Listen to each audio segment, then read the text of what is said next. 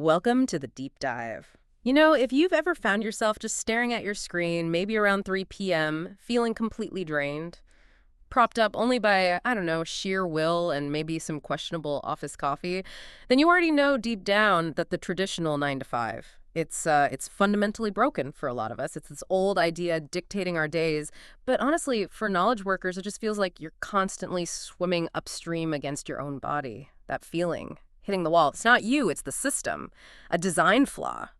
Yeah, and what's really interesting when you dig into the sources is understanding why it's flawed. That's what we're getting into today.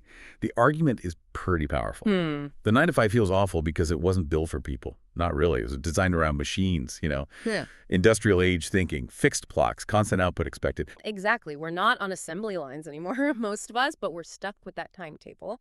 So our mission today is to really unpack the science that shows why that old model is obsolete.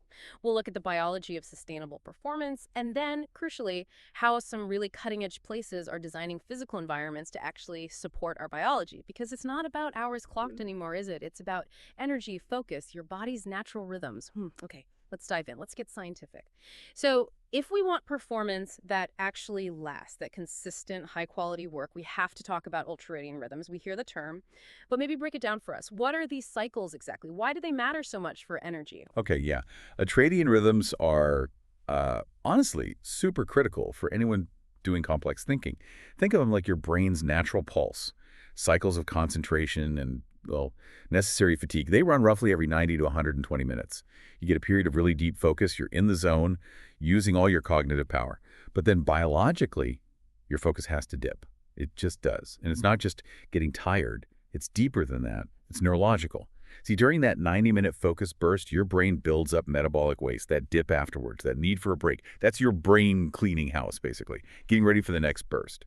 If you ignore it, if you just push through, you slam another coffee, force yourself to stare at the screen for hours, you're overriding a really vital recovery phase. Wow. So you're literally fighting your own brain chemistry, which, the sources show, leads straight to burnout, right? Poor quality work, just feeling exhausted all the time. Exactly right. And, this validates that whole rebound idea. The real breakthrough is realizing that when we do honor those cycles, when we actually take a proper intentional break, maybe 15, 20 minutes after that 90-minute sprint, we aren't losing time.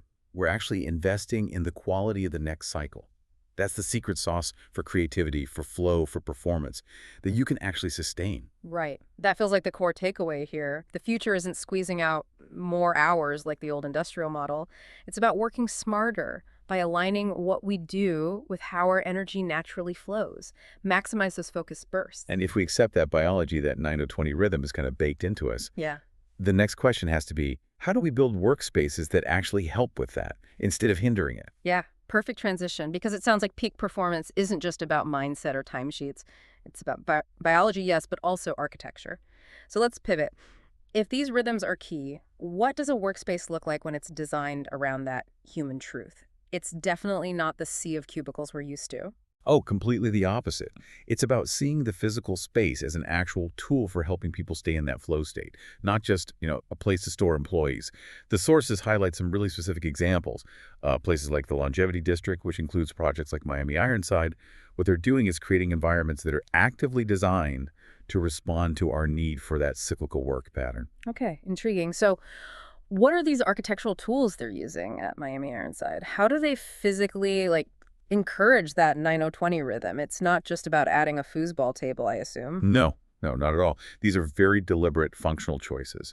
One thing you see is adaptive studios.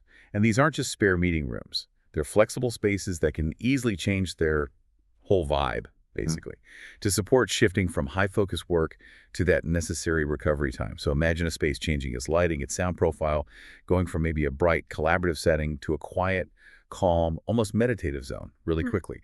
It helps your senses shift, which is key for that cognitive recovery. That makes sense. Our brains crave variation, right? Right. Trying to recover by just scrolling through social media at the same desk. And you're just changing screens. It sort of defeats the purpose. Precisely. Which brings up another element, mindful cafes.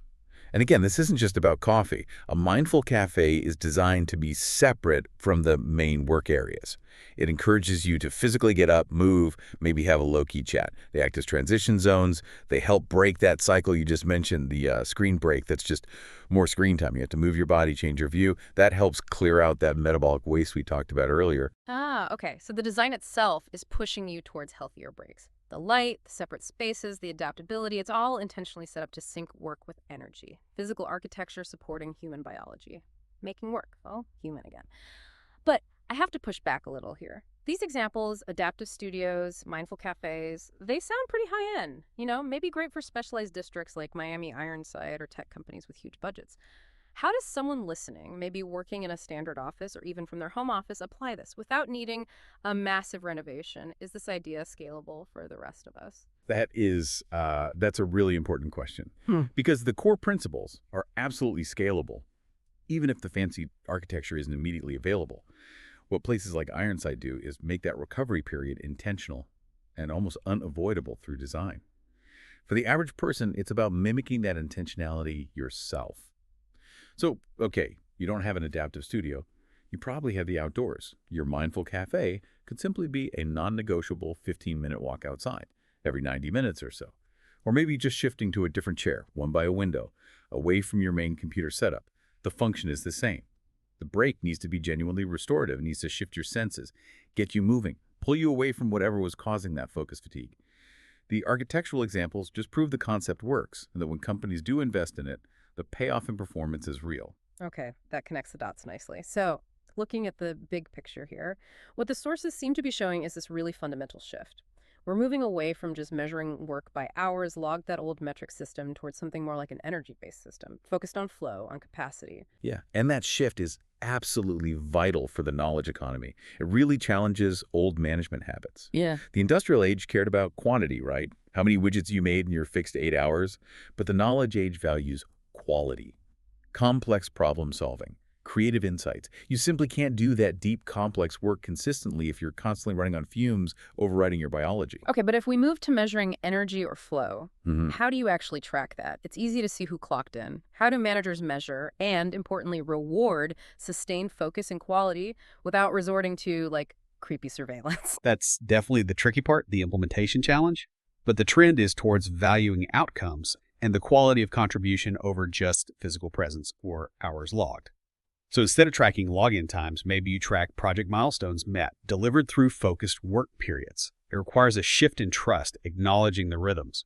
If someone consistently honors their 9 to 20 cycle, the evidence suggests their output quality will be higher, more reliable through the week, even if their total time at desk looks different from the old 9 to 5 standard. By focusing on design, whether it's the environment or just your personal work structure that respects these rhythms, we shift from just passively counting time to actively valuing the impact of the work. Which brings it right back to you, listening now, wherever you're working today. If these design elements, things like good natural light, dedicated movement breaks, spaces to transition, if those are seen as essential tools for productivity in these advanced workspaces, what simple shifts could you make, like right now, in your own space, to start honoring your own ultradian rhythms, to unlock a bit more creativity and flow? Maybe it really is just that non-negotiable walk every couple of hours, or even just rearranging your desk to face a window if you can. Small things can be tools too. This is powerful stuff, really. You've now got a kind of blueprint for sustainable performance, backed by science, and now increasingly by architecture. It's about finally acknowledging that our energy isn't this constant, endless resource. It's rhythmic. It needs managing and respecting if you want that consistent, high-level output. And that leaves us with, I think, an important question for you to mull over based on all this. If we accept that the rigid 9 to 5 was built for machines, what other leftovers from that industrial age are still lurking in our work lives? Things like maybe mandatory fixed lunch breaks or that pressure for instant email replies. Are those things still needlessly draining your focus and creative energy today? Something to think about. That's the real challenge, isn't it? Moving beyond just clocking in to truly showing up fully human. Go make your work human.